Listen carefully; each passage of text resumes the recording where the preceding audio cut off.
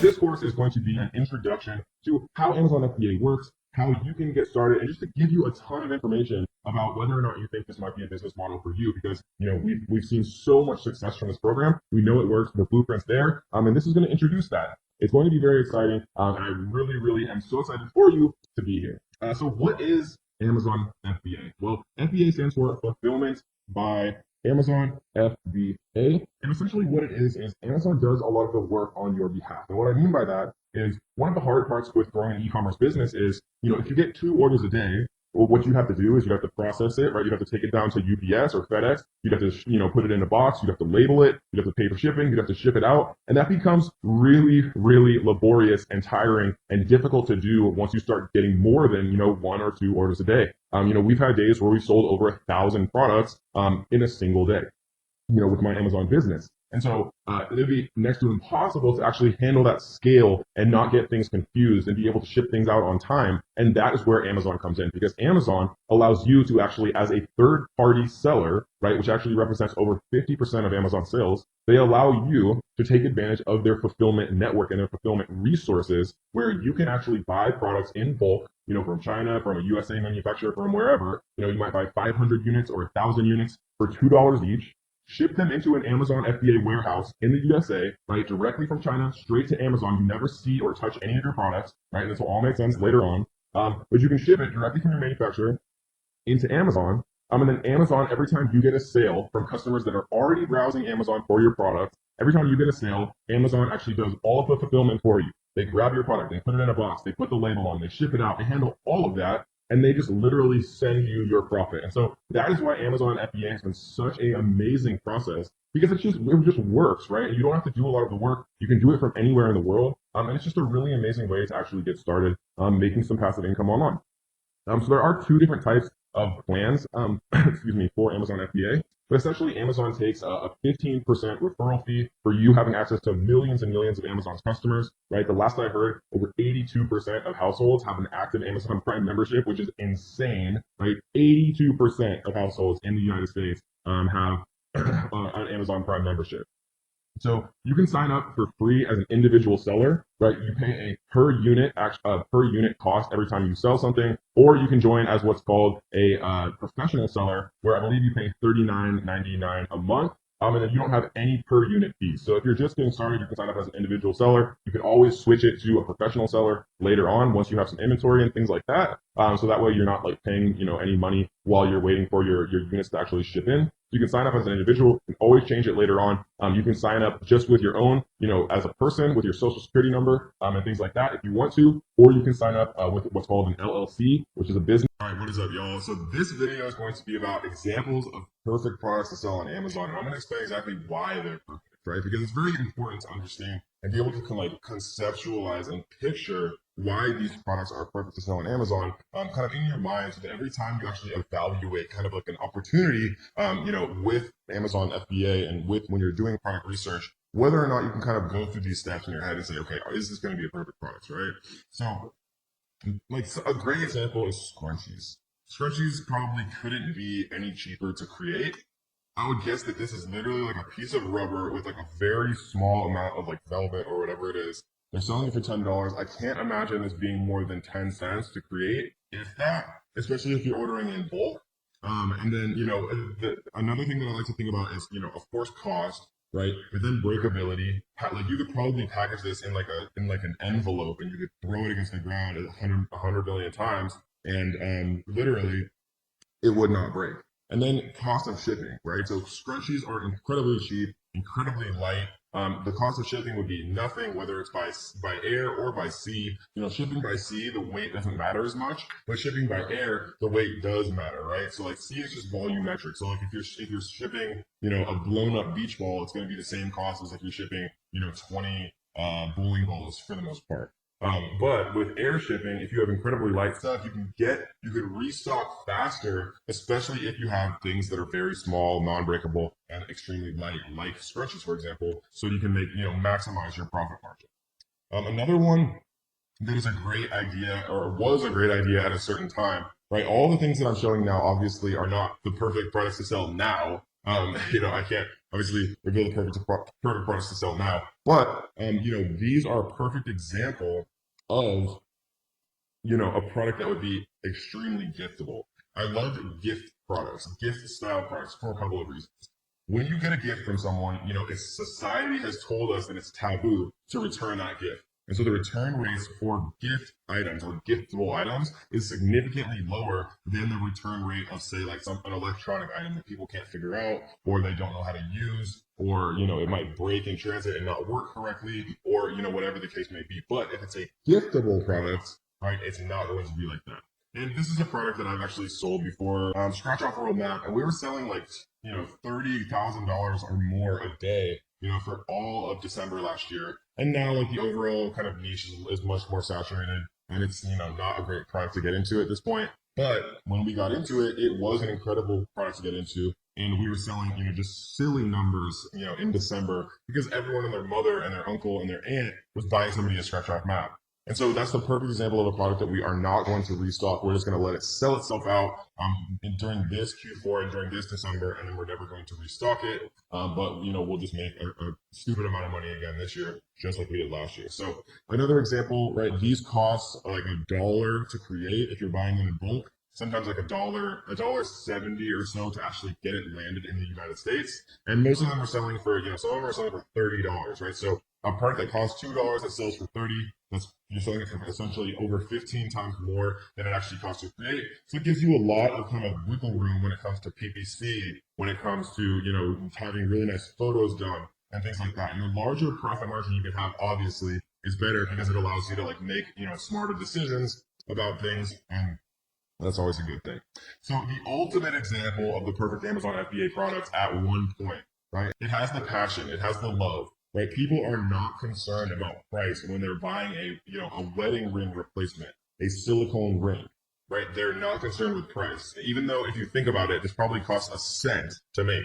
This is literally a tiny piece of rubber. It's not breakable at all, right? It literally has, love and intrinsic meaning and emotional meaning. When people are buying things for their spouse, people that they love, their price sensitivity is incredibly low. This is definitely like a birthday present for dad, or a gift for uncle, or, whatever, I guess a gift for husband, or whatever the case may be, right? And it's literally tiny. You could fit probably 100,000 of these into like a carton, if you depending on how you packaged it. And it literally is never going to break. It weighs probably less than an ounce, less than a gram, or whatever it is, right? It weighs nothing, very non-breakable, costs nothing to make, has that intrinsic value, has that emotional connection, meaning, and has the giftability, right? So this is like the perfect product to sell on Amazon FBA. So I just wanted to show you guys, 3 examples of perfect products to sell on Amazon FBA, so you can kind of get yourself in the mindset, okay, giftable, non-breakable, very light to ship, right? Has like that emotional meaning or connection. A lot of these things can play in, and that's not to say that every product has these. I have a friend who makes hundreds of thousands of dollars a month selling copper pans on Amazon FBA, which literally is like heavy, big, has no gift meaning or not much of a gift meaning. There's no emotional connection to a copper pan, depending on who you are, right? But he still makes a ton of money. So, think outside the box, but this is the general kind of thought process that I like to kind of put people in to really get the ball rolling. We're going to go through the entire Amazon FBA lifecycle. Part 1, where we start, right? The beginning of the whole process is product research. Doing product research, finding a product that has, good revenue, that has between $7,000 and $30,000 a month revenue, generally is a good range. If it's slightly outside that, that's okay, right? But remember, refer back to the 5 steps of product research. Product research is part 1. You want to find something with, relatively high revenues, relatively low amounts of actual reviews, so there's not too much competition. You want to find something that is not trademarked, something that has a relatively high number of monthly searches, and something that you've actually verified is getting sales using the AgTrack 999 cart trick method. And remember, you can rewatch all of Module 1. If any of that didn't make sense, as many times as you want.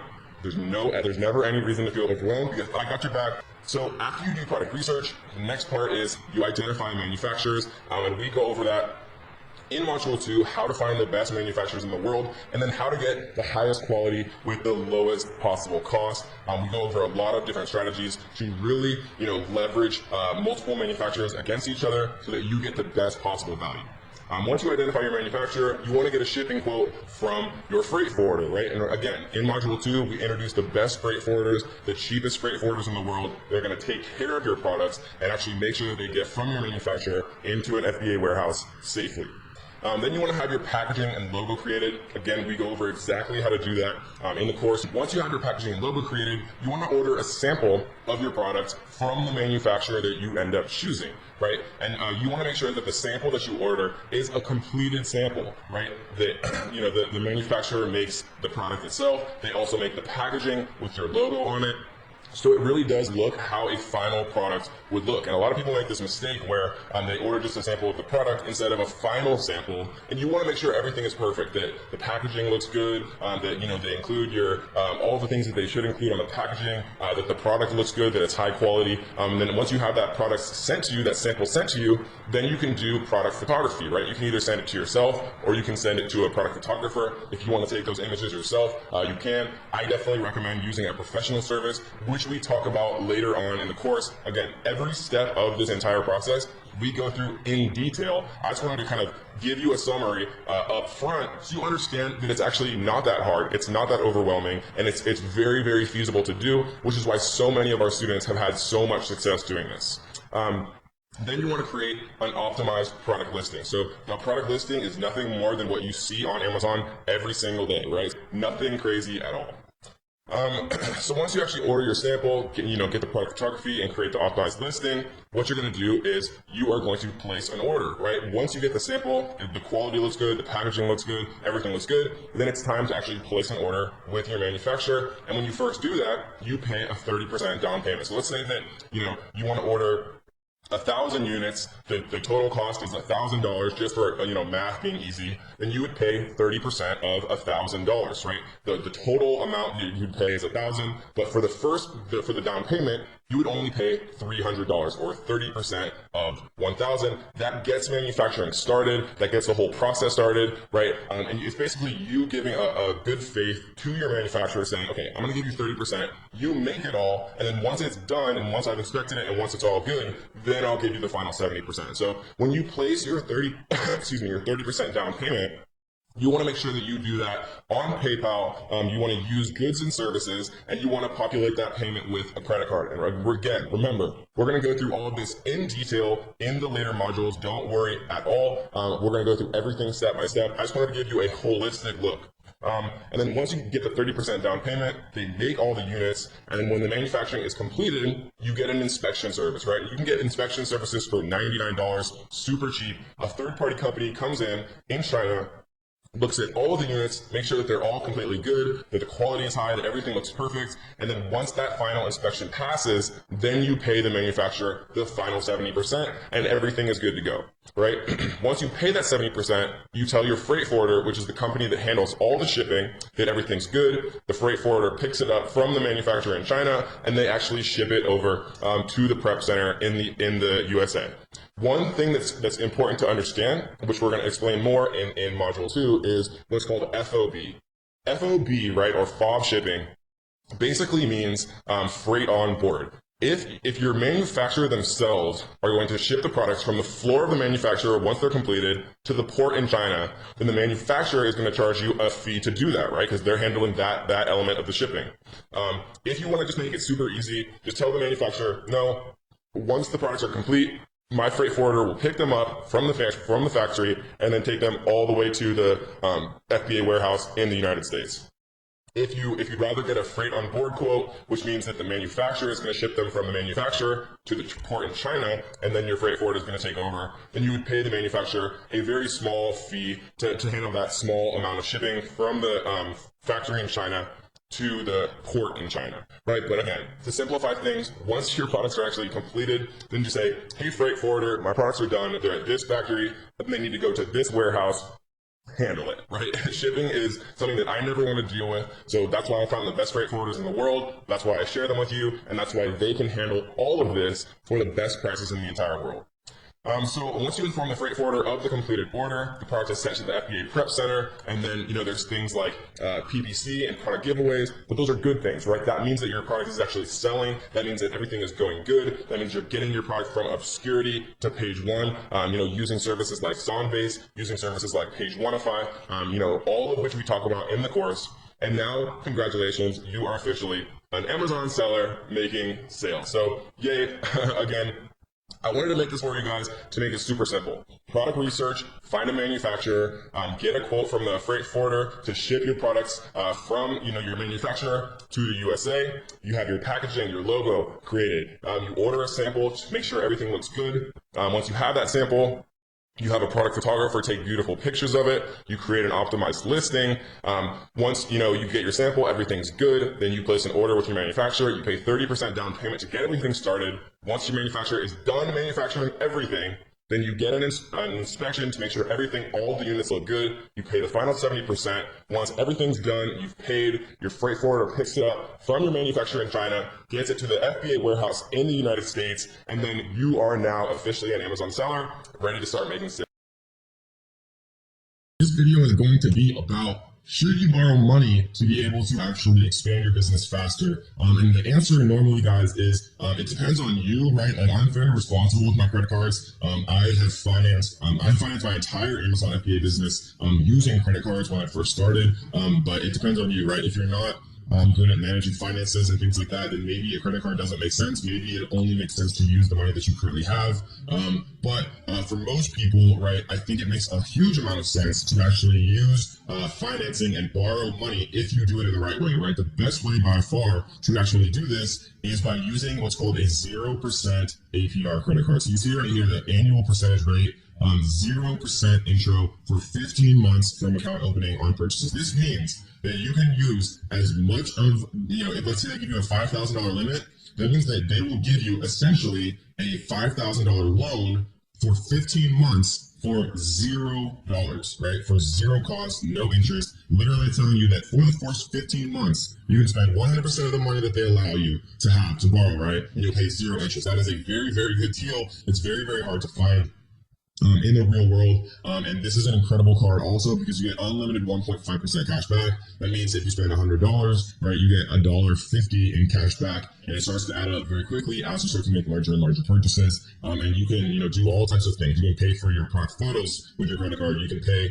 the down payment for your actual product with your credit card. Sometimes you can even pay the 70% final payment with your credit card if you're using PayPal, and you work out that you split the fees with your suppliers. We'll talk about in detail later on, right? This is the best possible way to borrow money and leverage yourself in a stronger way when you're actually starting on Amazon FBA, because usually the biggest restriction that I've heard from my students and that people have is availability of capital, right? If you had $10,000, $20,000, you could invest in more products, and the more products that you invest in, if you've done your due diligence, and you're actually putting in work and making sure that they're going to be a good product, the more good products that you invest in, the more money that you'll make faster. That's why I was able to make, over $1,000 a day pretty much instantly when I started Amazon FBA, because I invested in multiple products at once rather than just buying one product and, it taking 1 to 3 months for it to actually arrive in an Amazon warehouse to be able to be sold, right? So I was more impatient. I had a lot of confidence in myself, and I didn't have a course or anything like that. If I had this course, I would have put my whole life savings into products, and I would have made, a 7-figure business in my first 6 months. So this is what I recommend for sure. If you're not in the USA or you have terrible credit or can't get approved for this particular card, right? This is my #1 recommendation, no question. That's it, right? If you can get this, do it. Use it for everything. Get a second product, get a third product. Leverage yourself, right? If you're doing your due diligence up front, there's never a reason why more availability of capital would not be a good thing for you, because it just means that you can make more profit. If you can't get the Chase Freedom Unlimited card, it's the best, no question. 10,000 reviews, 4.5 stars, very, very good. If not, right, there's PayPal business loans, fast access to fixed payment business loans from $5,000 to $500,000. There's also PayPal working capital. Pay as you grow with PayPal working capital. Basically, what this means is as you receive PayPal payments, they take a percentage of those payments and pay it back to the working capital loan. This one is better if you have a pre-existing business and you're taking money in on PayPal. You can take a loan out and then pay it off every time you get a new payment in from PayPal. So this is a good one if you have a pre-existing business and you're accepting PayPal transactions. Cabbage is another one, right? It's the same thing. Kind of as the small business loan for PayPal.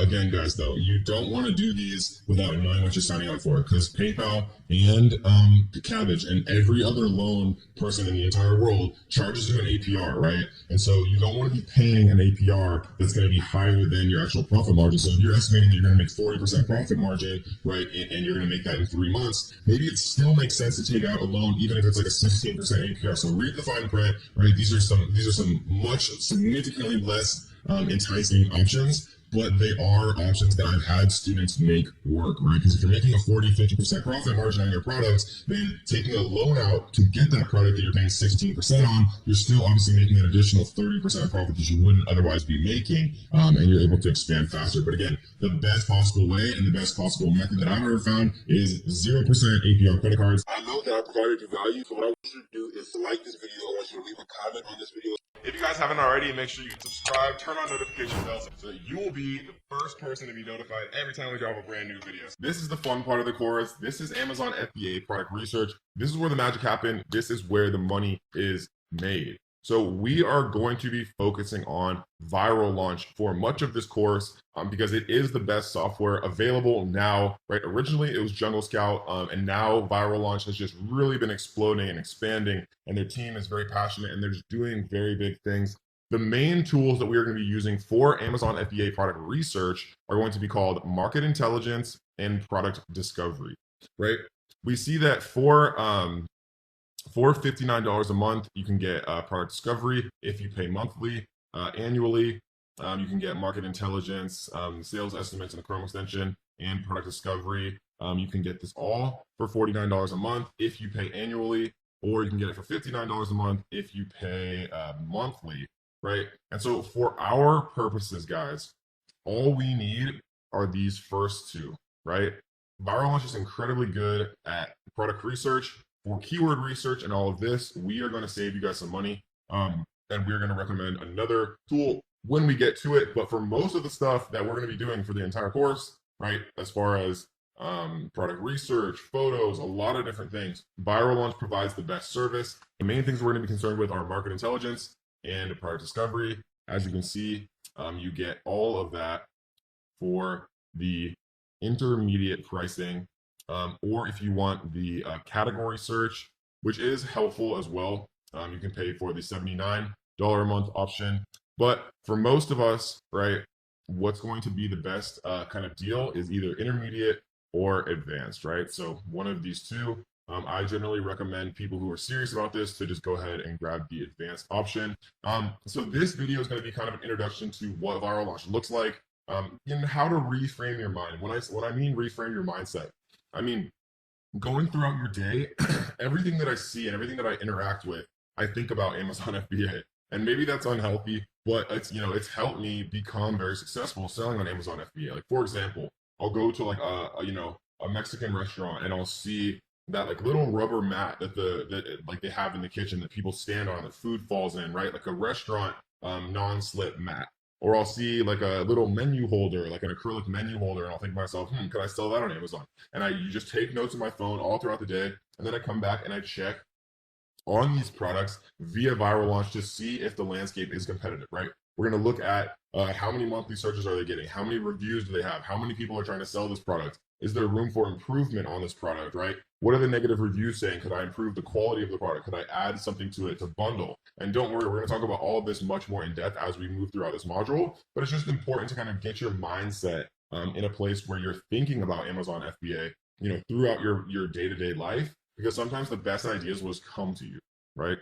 So this is product discovery, guys. We can see right here, if we go to search, there's a couple of options up here.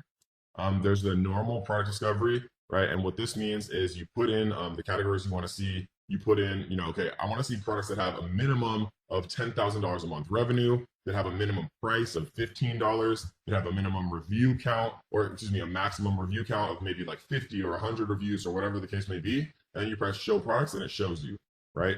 Keyword, actually, you can choose the category. Similarly, you can choose the the maximum review count you want to see, the minimum average monthly revenue of all the products you want them to show you. And then instead of showing you actual exact products, they show you keywords, right? And this is one of my favorite ways to use viral launch. And we're going to talk about all of this much more in depth. This video is literally just meant to introduce you to like all that's available to you and all of the advanced filters. This is really where, you know, you can kind of differentiate yourself from everyone else searching and really find the true diamond in the rough product. So we're going to focus on, you know, how I use these a lot in a little bit. And then brand. So brand shows you actual brands that sell on Amazon. Obviously, like Nike is a brand, but they're not a brand that we'd ever want to compete with, but it's just an example of a brand. It shows like little companies that sell tea, or, you know, people that sell supplements, or whatever the case may be. And you can jump very in depth on those brands and look at, you know, their sales history, if they're improving or going down, or what's kind of going on, and gives you a lot of ideas about what you could potentially, you know, if you could potentially compete or create a product similar to what that brand is selling. And then category obviously shows you, you know, in-depth categories, and you can take a look at things related to the categories themselves. So this is product discovery. This is a web app, right?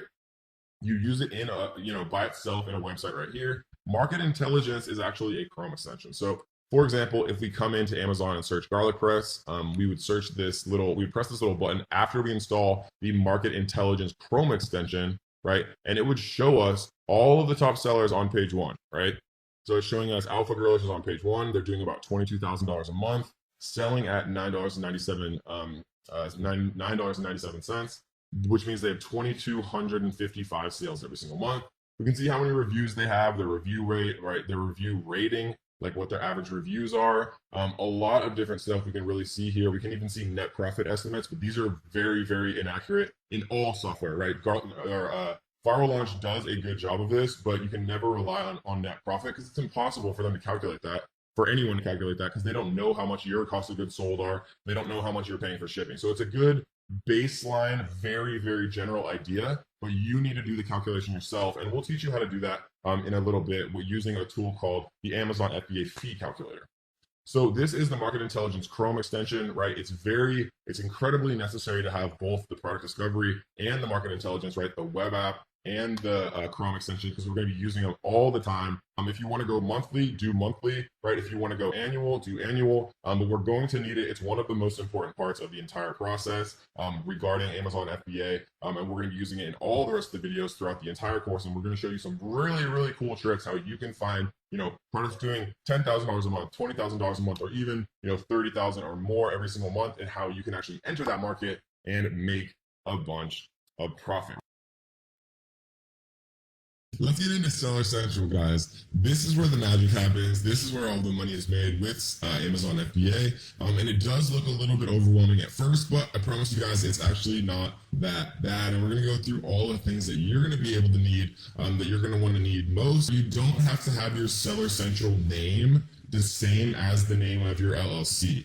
Right? It can be different. What is important for it to match, and we'll go into this more later on, is that your Seller Central name, right? The name of your store. And we can actually look really quickly at like an Amazon store, just so you guys kind of see what I'm talking about. So this is what an Amazon store is, right? Let's just type in balls. What you'll see is the name of the actual seller right here is Click and Play, right? And so that does not necessarily mean that their LLC is called Click and Play. It could, but it doesn't mean that. What's important is you want your Amazon Seller Central name, which you set up when you sign up for your account. You want that name to match what you trademark. And so they probably are going to trademark like Click and Play products, right? Like the actual word mark, which again, we'll talk about later on, so don't worry about it. But what this allows you to do is it gives you protection if your Seller Central name matches your trademark. If people are trying to hijack onto your listing, again, which we'll talk about in a little bit, it just makes things easier. When you register for a trademark, it allows you to get brand registered. It allows you a lot of protection against, you know, scummy people who want to do you wrong on Amazon if your Amazon Seller Central name matches your trademark. So don't worry about any of that right now. Remember, we're going to go through the entire course before we actually do or implement anything, so we don't make mistakes. But it's just something to keep in mind, that you want your Amazon Seller Central name to match what you're going to eventually file a trademark for, to protect yourself from people that are trying to do you wrong. So this, guys, is Seller Central. This is actually a live account that I used to have. We had a couple of test products in here. This is going to be the Seller Central account that is actually going to be used throughout the entire course. So we see that we actually have some stuff live here. We're selling a conversion ping pong table set, which actually does incredibly well. We're selling a 24-inch round color spinning prize wheel, and we're selling some Moscow mules and some other stuff that are out of stock. And so this is Seller Central, guys. This is what you're going to see every single time you do log in. And so most of the stuff that we're going to be using, guys, is in the manage inventory right here, right? This is where you add products. This is where you add variations. This is where you do a lot of stuff that we're going to talk about a little bit later on. We don't often use this pricing dashboard because you can actually just set the price in the edit screen, which is how I do it myself and how I teach people to do it.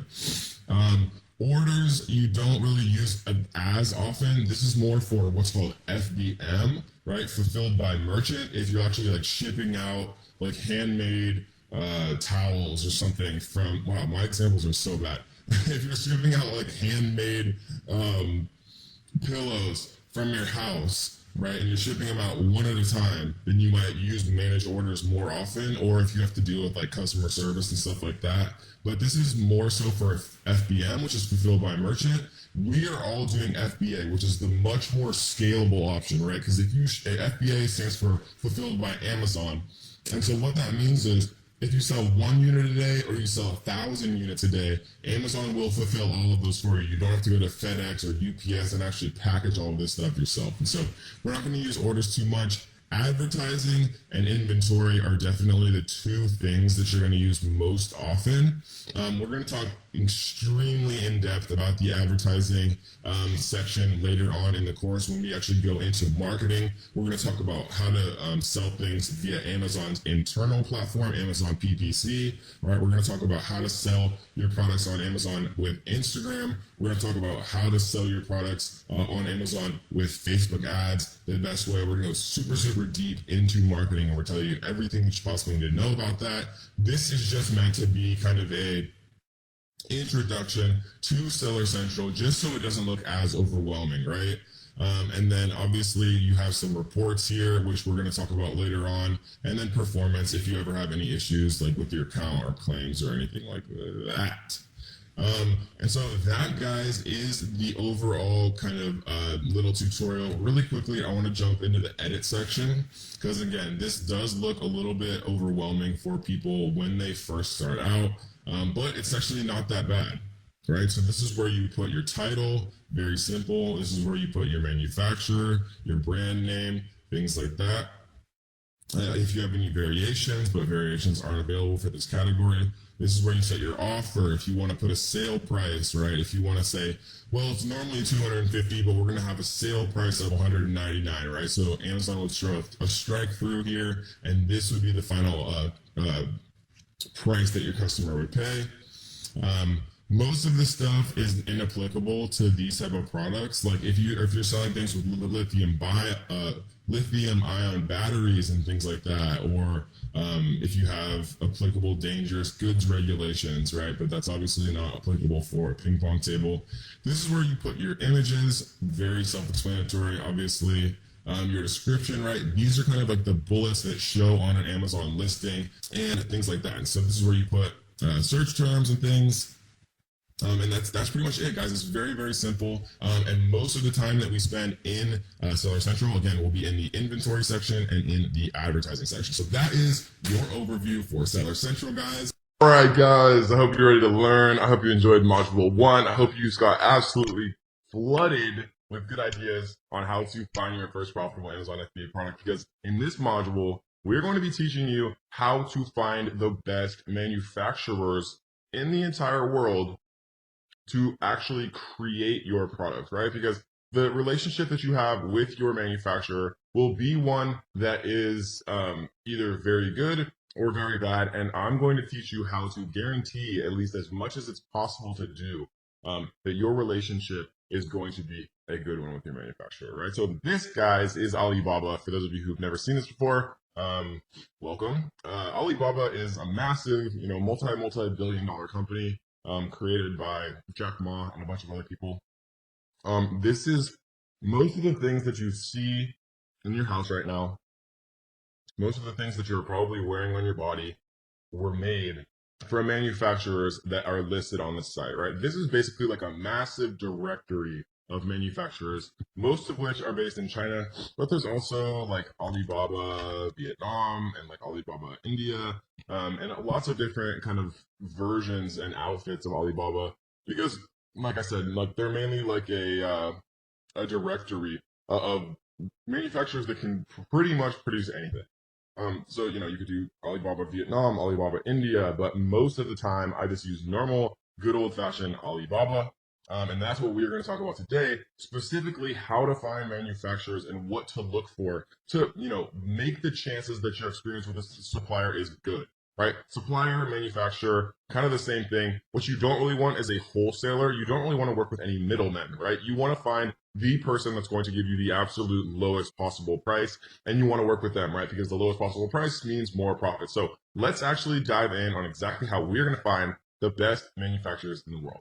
So the first thing that I like to do is actually change this little thing right here, right? Because if you do by products or by suppliers, two things are going to happen. If let's, for example, say that I want to look up someone to make coffee mugs. If I type in coffee mugs, there's going to be literally 251,102 results for coffee mugs, which is absolutely insane, right? And so instead of doing it by products, right, because most of these listings are individual listings, many of which are actually created by the same supplier. So like you might say, okay, these four are perfect, so I'm going to reach out to all of these people. But what you might find out is you're sending 4 different emails to 4 different listings, but they're all going to the same supplier. So what I like to do instead is never ever choose wholesaler, just choose supplier, coffee mugs, and type in search, right? And now instead of 251,000 results, there's 100 or 1,902 suppliers, right? It makes it much easier, and significantly it'll save you a lot of time kind of doing it this way, rather than kind of wasting your time and sending 251,000 emails. This video is going to be about how to actually ship your products from China directly to the manufacturer inside of an Amazon FBA warehouse in the USA.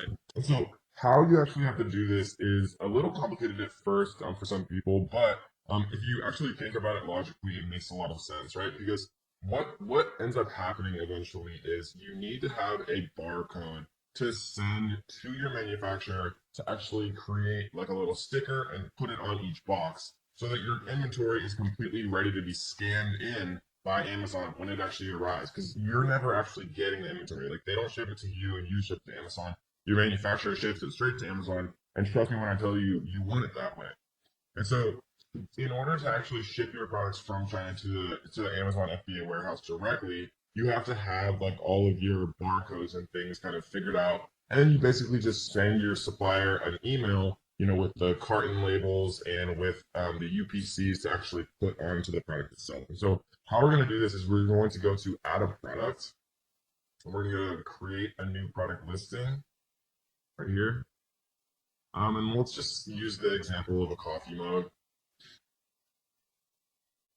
We're gonna choose coffee mugs right here, and it auto populates this little thing, this little kind of you know template menu thing, vital info, right?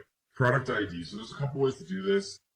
There's a way to do a GTIN exemption that we're going to talk about just briefly if you don't want to do UPCs, but most people do UPCs, right? So there's been like, arguments and controversy for literally like a year or more about whether or not you're supposed to use what's called GS1, which is Amazon's officially recommended UPC provider, but other people use other things that are significantly cheaper, right? And so if you see GS1 right here, 1 through 10 is $250 plus a $50 annual fee. So for 10 UPCs, and UPCs are just barcodes that every product has, right? Universal product code.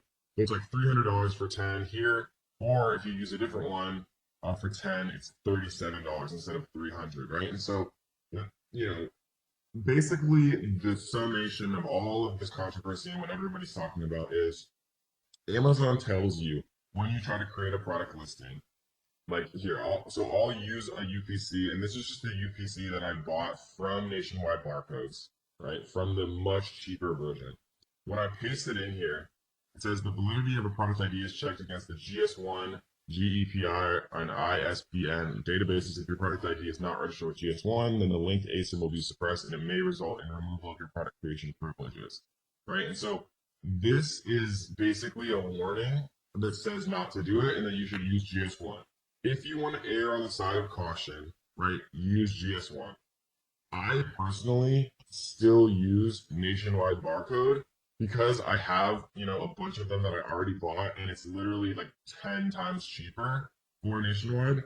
And Amazon still allows me to create product listings using Nationwide barcodes, the cheaper barcodes, right? And I think it's very, very unlikely, personally, right, that Amazon is going to go and retroactively mess around with listings that have used Nationwide or any of the other millions of UPC services, because it would just destroy their catalog. But if you want to err on the side of caution, right, then just get GS1 barcodes directly and pay the $300 and for 10 UPCs. And then, in the grand scheme of things, $300 is not that much money for, the ability to list 10 UPCs.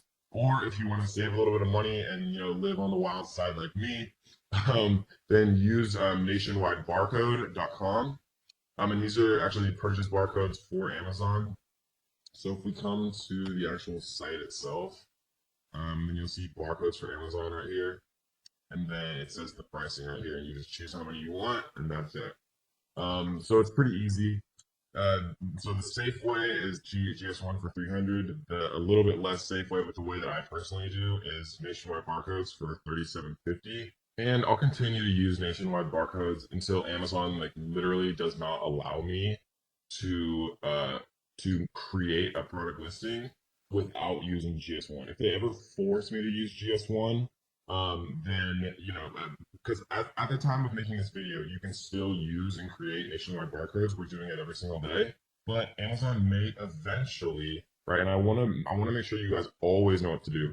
Amazon may eventually force you to use GS1, and then you'll just have to pay the more expensive price.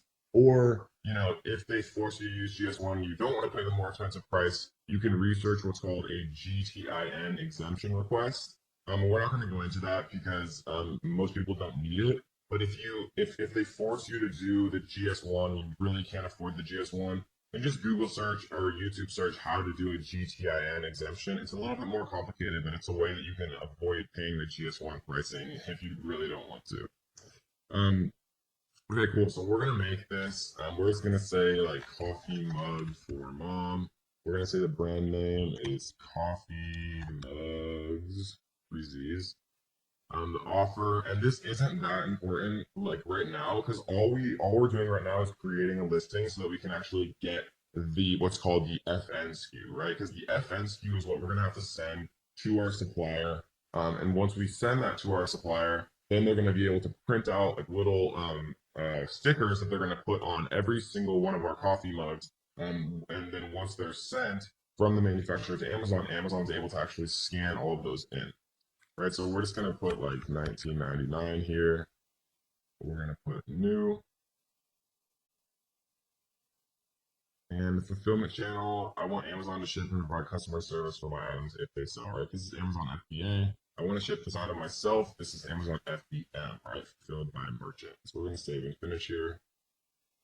Your listing is being created. This process may take up to 30 minutes. Please check back and change your listing fulfilled by Amazon at that time. So we're just gonna press continue. And I'm going to pause the video really quick, and then once it's actually up, then I'm going to show you guys the next step. All right, guys, so here's the listing that we looked at. So if we click this one right here, then we can do action on. And what we're going to do is, normally you do print item labels, but sometimes it gives you an error, right? So no items submitted. I wanted to show you guys that because I've just had so many students ask me about that particular error. So what we're going to do to fix that is click this little checkbox and then go to change to fulfilled by Amazon. Even though I know we selected that to start, it's this weird thing that just happens. So what we're going to do is we're going to go to convert and send inventory. And save and continue. Just there below. This form is not been completed. Add dangerous information. Is this product a battery? Does it utilize batteries? No. Product regulation information. Is this product considered dangerous because or hazardous material? No. It's a copy mode. Submit. And now we're going to save and continue.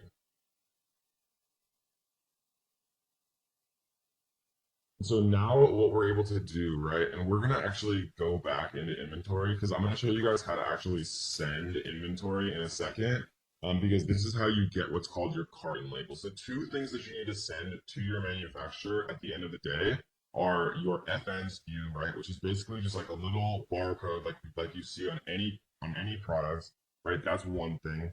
The second thing that you need to send is called the carton label. So let's say that you have like 100 coffee mugs. Each one of those 100 coffee mugs is in a little cardboard package. It has a little sticker with a UPC on it, right? And then let's say that 100 of those fit inside of one carton. Then you'd also need one carton label. So you'd have 100 little FN SKUs all printed on the box that the coffee mug is inside, right? All 100 all have their own little sticker. And then all of them are inside one carton, and then that carton has a carton label. We're going to show you how to do both of those right now. So what we're going to do is we're going to go to print item label. And what we're going to do is go to print item labels right here. And so this is going to download something. And so we're going to send this to our manufacturer. And this is the little barcode right here that allows Amazon to actually scan this. So we're going to save this to our desktop. We're going to call this coffee mug FN SKU. And this is one of the two things that we need to send to our manufacturer. This is what goes on each individual cardboard packaging for every single one of our products. And so the next thing that we're going to do is we're going to go back to inventory here, and we're going to we're going to click this little box, and we're going to go to send replenish inventory. And this is going to open up the workflow for actually creating carton labels and telling them, what's going on with the shipping plan. So the two different things here, and I want to actually bring this up. Individual products, if your shipment consists of individual items with different SKUs and in different conditions, it's almost never individual products because it would be very strange to put different products in like the same cartons and things like that. Case pack products, if your shipment consists of cases previously packaged by the manufacturer that contain identical items with matching SKUs in the same condition. Excuse me. So we're going to click this, and we're going to go to continue to shipping plan. And what we're going to do is we are going to actually fill this out. So your supplier is going to be able to tell you how many units are coming, per case. They might say, yeah, well, okay, so 48 units fit per case, and you guys ordered 200 or whatever the case may be, so there's going to be a number of cases, right? So something that I like to do actually, and this is a good little note to take down, is you want to ask up front how many units are going to be in each case, right? Because and the reason that I say that is because if they say 48 units fits per case, but you order 200 units, then there's going to be that awkward 48 times 4, right? So there's going to be like 8 missing units, and then it just gets a little tricky. Instead, order 48. If they say there's 48 per case, right, or per carton, then order 48 times X, like the number of cartons that you want to reach that number that we taught you how to do when you're actually inventory forecasting and choosing how many products that you want to sell to be able to sell, and factor in giveaways for that 90-day or that 3-month period. So let's just assume that they said there's 48 units per case. And let's say that we wanted to buy, 48 times 4, then there would be 192 total units here. Your supplier is going to be able to give you the measurements in inches. I usually just keep it inches. They usually give it to you in centimeters, but I'll do inches. So let's just guess that it's 12 inches by 4 by 6 or something like that, right? And let's say that it's 0.5 pounds. And again, your manufacturer is going to tell you exactly, what's going on with this. So you can just literally enter it. So we're going to go save. And then continue. And so we are going to prep this, right? Because how I prefer to do things is your manufacturer literally does everything. They package it, they put the UPCs, they put all the codes, everything that you need onto it, and then they just ship it completely finished and ready to kind of be ready to roll to the manufacturer. And so we're going to go to continue. And for this one, all products must have a scannable barcode for non-commingled products, and Amazon product label will need to be affixed to each unit. You can print off and apply the labels from this page, or have Amazon apply the labels for you for a fee. Right, so we're going to go to continue. And it's going to create your shipping plan here, right? And you can call it whatever you want. You can say like coffee mug shipping plan. And then it's going to show you ship to LGBA Rialto, California, right? And so this is going to be the actual address that you're going to ship to. And so we're going to approve the shipment here. And then the kind of the last thing that happens here is it's going to give you the carton labels, right? And all of this stuff you can actually just work out with your freight forwarder. And so I'm going to talk about exactly who we use and who we recommend for freight forwarding. But I would always check with your freight forwarder because I, to be perfectly honest, hate dealing with shipping, and I'm not a shipping company. But we gave you, or we're going to give you guys and introduce literally the cheapest, best quality shipping company that I've ever seen and that I've ever used and I've ever worked with. We're going to talk about that in a second. So we're just going to leave this how it is. How will this shipment be packed? We'll do multiple boxes. Right, and then how will you provide box content? You can use the web form. So you can basically just write the same thing, 48 units per box. Number of boxes, box weight, right? They'll tell you all of this stuff. Box dimensions, you could say 12, 24, 36, something like that. Confirm.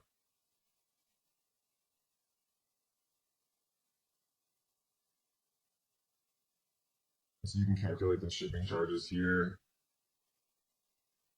And then this is basically going to give you your shipping fees. It's I agree to the terms and conditions.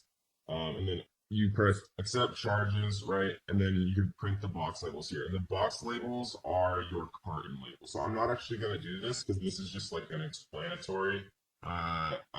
This is just an explanatory kind of tutorial. I'm not actually creating a shipping plan. And Amazon would actually charge me if I click this button. But you just press this button, right? And then the last thing you do is print box labels. And the two things that you're sending to your supplier are the box labels or the carton labels or whatever you want to call it. And then also your FN SKU that we downloaded that I showed you exactly how to do. And those are the two things that your supplier needs to be able to, properly label all of your individual products and then properly label the cartons that your products are inside. So that is a shipping plan. That is generating an FNQ from a UPC, right? We talked about GS1. We talked about nationwide barcode. We talked about the GTIN exception if you're really not trying to use GS1 and they are disallowing sometime in the future using nationwide barcode. In this video, we're going to talk about how many units to order on your first order. Right, because this is a question I get all the time, and it's very important because I think a lot of people have the misconception that they should order 500 units, right, or 100 units or something crazy like that. And we're going to talk about mathematically how to break it down because it depends on what product that you're going to invest in, what niche that you found, what you think is going to be a good product after doing your due diligence, right? Because whether it's a garlic press or something that sells much more popularly or something that sells much less so than a garlic press. Obviously, you'd want to order different quantities, bearing in mind the long-term storage fees of over 180 days. So let's teach you guys exactly how we're going to do this. So we're going to come in and type in garlic press, obviously, which would be like the highest volume keyword related to the garlic press niche. And what we're going to do is we're going to run market intelligence here. And we're going to take this whole thing, right, the first 16 on page 1, and we are going to export.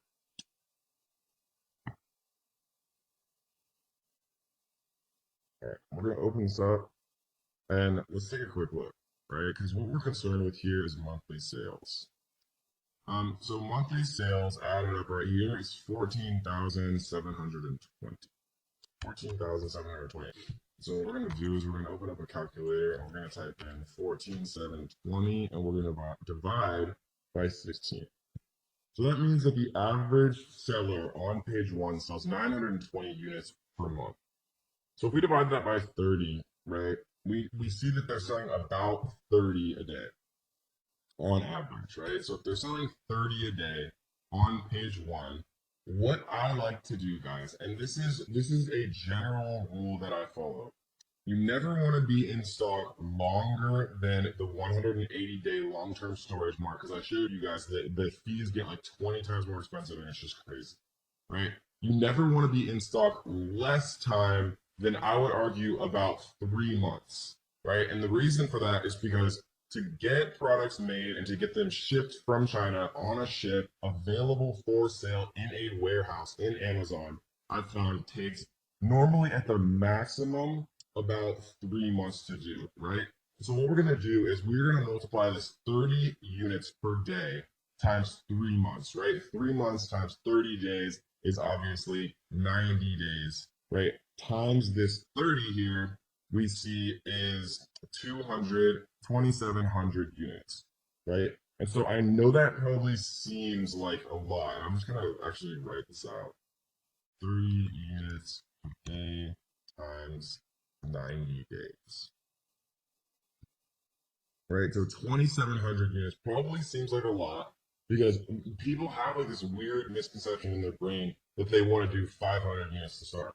But I've seen this happen so many times, like even with my students, because I know it's like hard and you have to, have a lot of faith, especially to invest more money and more units. But if you do your due diligence correctly and you're actually like eye tracking and doing the 999 card trick on like as many of these people as you possibly can, right? The way that I just showed you how to do is the fast way. It's how to calculate an average for sales. But if I was going to invest money, I would be checking, at least like the top 5 with the iTrack 99 cart trick method, because that's true source from Amazon sales data. And if you can get 5 of these guys into your iTrack and you can tell, okay, they had 100 yesterday, they have 70 today, they have 40 tomorrow, then they're obviously selling 30 a day. If you know for sure from the iTrack and the 999 card trick method on like a niche that you're going to enter, I feel 100% confident making this calculation. I feel 75% confident using market intelligence. It's the best piece of software, right? I trust them a lot from a sales perspective. And if you average out everybody on page 1, it gives you a better idea of what's going on. And if you want to be super slick with it, you can exclude these little ones right here that are review outlier and sales outlier. So we see that they have 3,700 and everyone else has significantly less right here. And so, generally I'd like to err on the side of caution. And so I would probably take out like the top maybe 2 from a sales perspective that are high. And I might take out like the top 2 that are low. So we see that that one is pretty low, and we see 220 is pretty low. So if we do this, and then we export it, and this is like erring on the side of caution. I prefer to err on the side of caution, to be honest. We see now that I don't think this actually covered it. Let's check. So this is or blue, so we'll just remove it manually. Or blue, Uber Chef, and the Alpha Grillers, which is actually kind of sad. And finally, you will delete Soon Cuckoo. Okay, cool. So let's recalculate this and see how much it changes the average. So monthly sales, right? So now our new number is 8,256. 8,256, and we see that there is 12. So it's obviously going to be a lower number. Let's see, 8,256 divided by 12 is 688 units per month. And if we do that divided by 30 days, you see it's 23 units, right? So 23 units per day times 90 days 90 is 2064. So it's 2064 versus the original calculation of 2700. And whether you like to go all in and bet on the fact that Amazon is a beast, which it obviously is, or you want to err on the side of caution, there's two different ways for you to kind of do it. I'm more so kind of in this boat just because I understand the power of Amazon now, especially with like holidays. If you have a giftable item, like I recommended that you should, with holidays, with Mother's Day, Father's Day, Valentine's Day, and especially obviously Q4 from December 1st till December like 21st or 22nd, Amazon is just freaking insane. Like it's unbelievable how Amazon is. Like your sales can 2x or they can 10x. Um, and so this is generally how I like to do it, guys, when I'm kind of doing my calculations on how many units to order. The second thing to bear in mind, let's actually err on the side of caution. Let's decide that we chose 2,064 units, right? Because that's the 23 per day times 90 days. We have one more consideration. This is units to order, but we also have to think about giveaways, right? And what giveaways are is the way that you artificially boost your listing to page one. And things have been changing a little bit, but I really don't think that Amazon's going to be able to get away from giveaways. Giveaways are probably either going to stay similar to how they are now, or people are going to have to figure out how to sell their products at full price, and then people are going to be reimbursed on PayPal, and the same type of like sales velocity is going to happen. And if this sounds like complete gibberish to you, don't worry, because we're going to talk about this really in depth in the launch module, how to get your product to page one, because it's a super important part of being a successful seller on Amazon. So these are the 2,064 units, but we actually have to think about one more thing. A giveaway means that you're basically giving away units for free to trick Amazon's algorithm into artificially putting your product onto page one. And when people are searching for garlic press and they see your product on page one, as long as you have a few good reviews and you have a very well built listing with beautiful pictures and things like that, they're going to buy from you. And so what we have to do is do 7 days, right? Because most giveaways last between 3 and 7 days. I like to err on the side of caution here. So 7 days of giveaways times the 23 units per day is 23 times 7 is 161, right? Additionally, so we're going to type 161 here. And then we're going to add the 2064. And so that's going to give us a final order amount of 22225.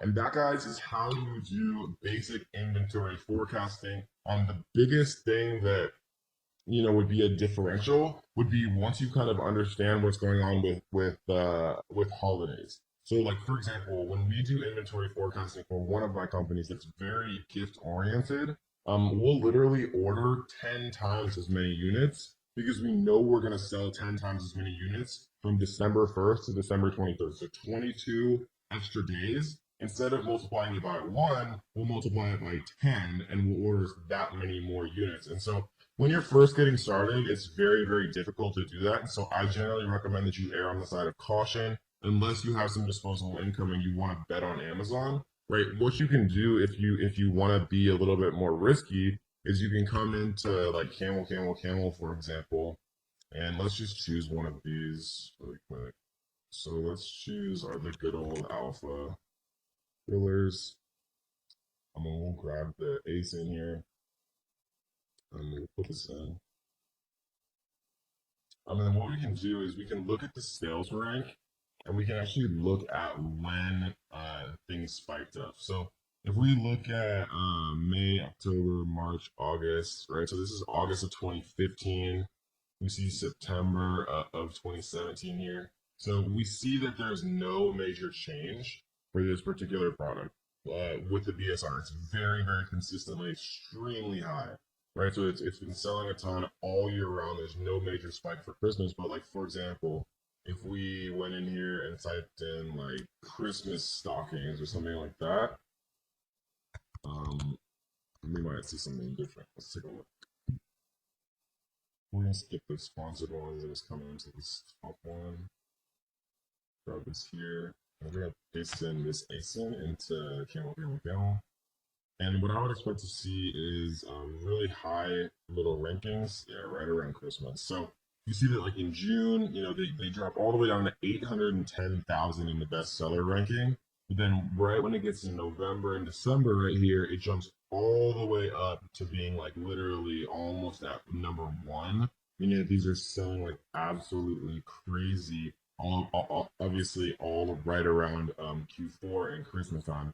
And this is an extreme example because it's literally Christmas stockings. But you can tell if things are seasonal around, Mother's Day, Father's Day, Valentine's Day, Thanksgiving, Christmas, Halloween, like Halloween costumes. Or I have friends who sell Halloween costumes. I have friends who sell paper plates that have footballs on them, and they sell them one time a year just for Super Bowl parties, and they literally make like hundreds of thousands of dollars in that one like week or two leading up to the Super Bowl because they just sell just an unbelievable amount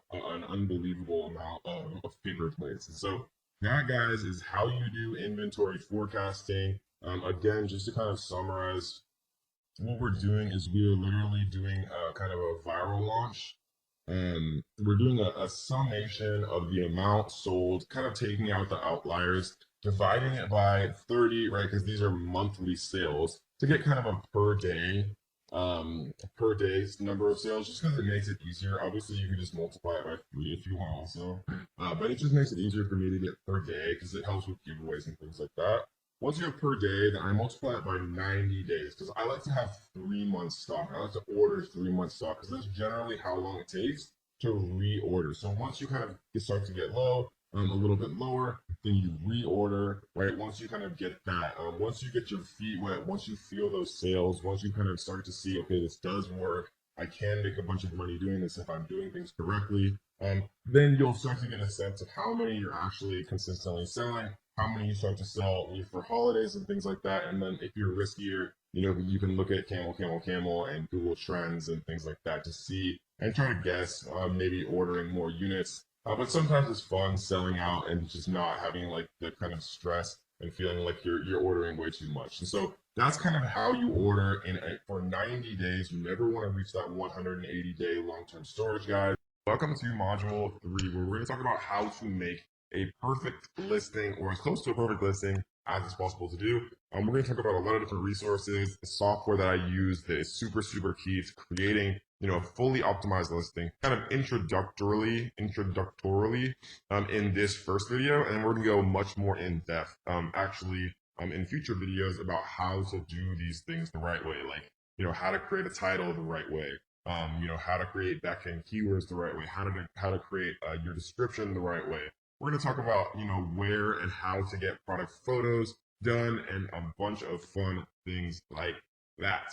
But first, we're going to literally create our listing. And we kind of did this a little bit just so we could get our FN SKU in the last module. But we're going to talk a little bit more in depth about how to actually do these things. And, specifically a few things that would just be very, very difficult to know, to avoid as a beginner. I'm going to kind of tell you guys a lot of the things that I've learned over the years and all the mistakes that I've made and things like that, to save you guys a lot of time and energy, and headaches and stuff like that. So the first thing we're going to do is we're going to add a product. We're going to go to create a new product listing right here. The reason that it allows you to do it like this is if you're going to sell on someone's listing. So let's say that somebody's selling a garlic press.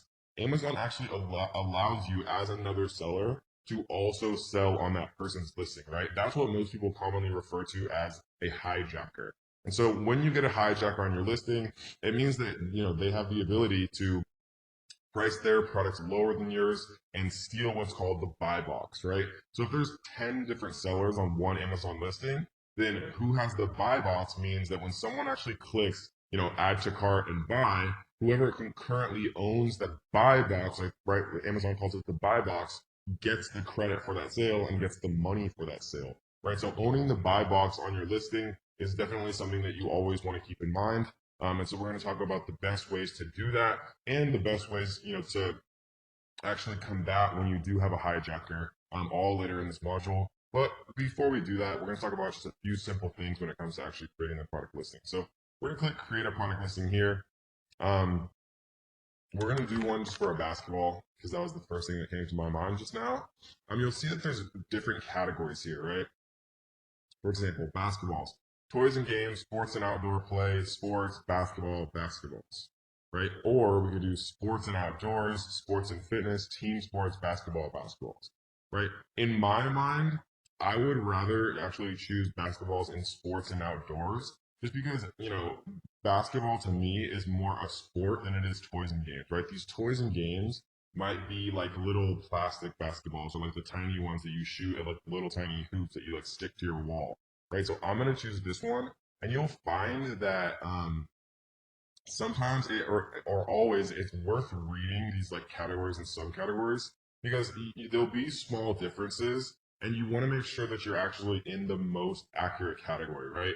Because a lot of people teach that you can try to sneak into like these weird like secondary categories so that you can rank higher and get like the Amazon Choice badge. But Amazon has gotten so much smarter about this over the years that trying to outsmart Amazon by misappropriating where you actually should be categorizing your product in the long run is never going to benefit you. So how I teach it now, and I won't lie, like years ago, it was better to try to like game the system and rank higher in like weird categories, get the Amazon search badge, and then switch your what's called a node, subcategory node.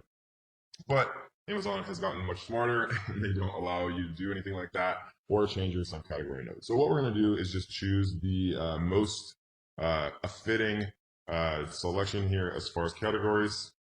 It's going to pre-populate us a listing right here. Right, so product ID, we're going to use a UPC here. And I already have this pasted. These UPCs I actually purchased from nationwidebarcode.com. Right, there's I'm not, and I already talked about this, so I'm not going to go super in depth. Amazon suggests that you should use GS1 barcodes. It's $300 for 10 GS1 barcodes. It is $37 for 10 barcodes from Nationwide Barcode. In my experience, in the last 2 years, they've always worked exactly the same. Is Amazon eventually going to force you to use GS1? Maybe that time has not come yet, and so I'm not going to worry about it, right? And so we're gonna just put basic stuff here: basketball, manufacturer. This would be the name of whatever you want your Amazon store to be called, right? This is also going to be the same name of what you're going to get trademarked, which we're going to talk about a little bit later on as well when we get to the brand registry section. And so what we're going to put in for manufacturer is going to be the name. So we're going to pretend like I'm going to do coffee. We're going to sell everything coffee related. So we're going to do KD Coffee. KD Coffee. We're going to change this to Coffee Grinder. So KD Coffee. This is going to be the name of our Amazon store, right? So like a little link that's actually highlighted that you can click on and you can look at their product portfolios and things like that. This is also going to eventually be what we trademark. So we want it to be something, meaningful to us. So Coffee Grinder, we're going to come back and actually recreate this product name, right? Because this is going to be our title. Variations we're not going to touch for now. Price is actually very important because Amazon has this thing called price band restrictions. And what a price band restriction means is if you set a price originally for your product, and there's other factors too, like the average price of your competition, but it's not as heavily weighted as your initial price you set. If you set a price at like $19 and then your product starts selling like crazy, and you want to raise your price to like $49, Amazon won't let you do that. Okay, so the smart thing to do is set this original price at the most you could ever imagine selling your product for, right? And we've sold coffee mugs and wine glasses in the past during the regular year for like $14.99 or $19.99. And sometimes because of supply and demand and because we were stocking out and things like that, we would raise them to just crazy prices like $69.95 or like $79.95, literally like 4 to 7 times more expensive. And so now every time that I'm setting an initial price, because you can actually lower it, but you can't raise it. So for a coffee grinder, and I'll literally open up Amazon here. Let's type in coffee grinder. I don't know why it's not. So we see that there's the most expensive one I see is 40. Here's a 99.99. Here's 139. So I see 139. So let's see what their actual price is. This is probably the sale price. So this is their actual price. They set the cost up. Okay, so what we're going to do is we are going to set it at 139.90. And we're going to save it as new. And again, fulfillment channel, I want Amazon to ship and provide customer service for my items if they sell. This basically just means Amazon FBA, fulfilled by Amazon. Images, we're going to leave blank for now because we haven't had those actually made yet. And we're going to save and finish. So that, guys, is how you create a shell of a listing, right? We're going to get much deeper in this section of how to actually create the bullet points, right? And what I mean by the bullet points is like right here, right? They've done a terrible job here creating their bullets, but I'm going to show you guys how to do it right. We're going to show you how to make a fully optimized title. Again, they've done a terrible job here. No offense, Baratza, but we're going to show you how to do it the right way. And even this image could definitely use some work. This is a very boring image in my opinion. And so we're going to tell you the best way to actually get product photos done. And we have, of course, very, very steep discounts to have them done for you in the best possible way. So that, guys, is a very basic introduction as to how to create your product listing the right way, how to categorize it the right way, how to make sure that you don't end up facing, trouble with price band restrictions, which hopefully you'll never even have to think about if you watch this video and listen to me, but it has, it's devastated certain people outside of my course in the past. I've seen it all the time where somebody tries to raise their price and they lose their own buy box, right? Even though they're the only seller on a listing, they'll still lose their buy box. And I know that sounds crazy, but you guys will never have to experience it if you just set your price very high to start, and then we can lower it and we can set a sale price when the time actually comes. Well, we're going to be discussing how to get reviews and launch your Amazon products the right way to get to page one fast. And when I say get to page one, I basically mean, when you type in garlic press, the first page that you see is, quote unquote, page one. It's by far the most purchases for any specific product category or product keyword.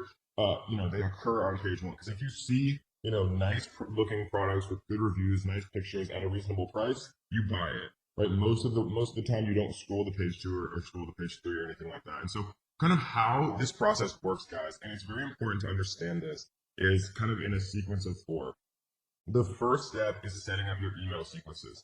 Email sequences basically like once somebody purchases from you, you can send them automatic emails saying like, hey, thanks for purchasing that awesome garlic press. I hope you like it and enjoy it, right? And then 3 days later, you can say, by the way, if there's any issues with it at all, like feel free to email us, right? Because if you can get people to email you rather than, leaving a negative product review if they have some like small issue or it breaks or something, it's almost always worth it to do that. And then you can send one 5 days later, 7 days later, like asking for a review and things like that in the right way. And so we're going to talk about like some tricks and some hacks that I've learned over the years to actually set these up kind of correctly and, just do things in a way that's going to prompt the most interaction from the customer. Because if you can get people to interact and actually open and read your emails, they're going to be much, much more likely to actually purchase, to actually, leave you a review and things like that. And so how it works, guys, is you set up the email templates. Once you set up the email templates, then the next step really is getting those first initial reviews, because getting the first initial reviews is very, very difficult. The best ways to get reviews, right, are through the Amazon Early Reviewer Program. This is the best way to get reviews. Basically how it is Amazon incentivizes people who purchase from you to actually leave a, quote unquote honest review, and Amazon gives them like a $1 to $3 Amazon gift card for doing that. Basically it gets you up to 5 reviews, and they incentivize people with $3 gift cards. You aren't charged until you receive a review through the program, and enrollment covers an entire SKU variation family. Amazon offers rewards, blah, blah, blah. Okay, cool. So you basically pay, I think it's $60 to get your first 5 reviews. They're very important. Having reviews is very important for when you actually like launch and go live and things like that. And so you want to set up your emails first so that every customer who buys from you actually gets your follow-up emails and is much more likely to review and do the things that you want. And then you set up the Amazon Early Reviewer program, because as people start to buy from you, the Amazon Early Reviewer program will incentivize them to leave reviews that are okay by Amazon, because Amazon has become increasingly, strict and, for lack of a better word, whack AF about reviews, and they've been really clamping down on everything related to reviews. And so we're going to go through, the best service that is coming up with some very intuitive and innovative ways to help collect reviews, because nowadays, getting a review is almost basically contingent on having a full price sale. So like when you're running giveaways and things like that, those reviews have been sticking and less and less. And what I mean by giveaways is, incentivizing people to purchase your products by offering them at like 95% off or whatever it is. We're going to get to all that later on. I just want you guys to kind of understand the process. So email sequence first, so everyone gets your emails. They're much more likely to leave reviews. And then you want to set up the Amazon Early Reviewer program, right? Then you actually set up your giveaways. So under advertising here, we're in promotions. We're going to talk about giveaways. And so basically the giveaways that we're going to be using are, percentage off giveaways, where you can, say, okay, well, this product we're offering, 100 of them for 95% off. And the reason that you do that is by basically you trick Amazon's algorithm into thinking that you're having sales every day when really you're giving away products because they register the same. Amazon has recently changed some of how they actually interact in that way. And what I mean by that is, you used to be able to, like, let's say that the person in the first position on page 1 was selling 10 units a day. You used to be able to give away 11 units a day for anywhere between 3 and 7 days, and then you'd outrank them because Amazon would say, okay, well, you're selling more than they are. That has changed recently, and Amazon has still not settled on what they're going to do. And so, the service that we've been using is kind of the leader at this, where, they're mixing in some external traffic. Amazon heavily rewards external traffic, mixing in some full price, quote unquote giveaways. And how that happens is somebody buys your product for full price, and then, you reimburse them. You basically pay upfront to the service, and then they reimburse all those people who buy your product at full price. And then you basically pay them back. And so we're going to talk about all of that later on. I just want to introduce this. So the next part obviously is promotions. We'll set up promotions. And then the last part is turning on PPC when you launch a product, because you want to, once you have your email set up, once you have your Amazon Early Reviewer program, once you set up your promotion and you're starting to run it, then you want to turn on PPC. Once you're starting to get some organic rank, and Amazon's trying to figure out what to rank you for as you're starting to launch and giveaway, launch your product and run giveaways, you want to launch PPC kind of at that same point. Once you have, I start PPC immediately. Some people recommend starting PPC once you have like between 1 and 5 reviews. Obviously, you're gonna waste a little bit more money starting PPC immediately. But I just do it because I'd rather launch a day faster and waste a little bit of money than not waste anything and launch once I have reviews, because it can take like 3 to 5 days or even longer sometimes to get your first review with the Amazon Early Reviewer program. I know that I provided you value, so what I want you to do is to like this video. I want you to leave a comment on this video. If you guys haven't already, make sure you subscribe, turn on notification bells, so that you will be the first person to be notified every time we drop a brand new video. If you want to learn more, I do have a completely free course, and there will be a link down underneath this description, guys. Completely for free, 100%. So I hope you guys enjoyed this one, and let's get to the next.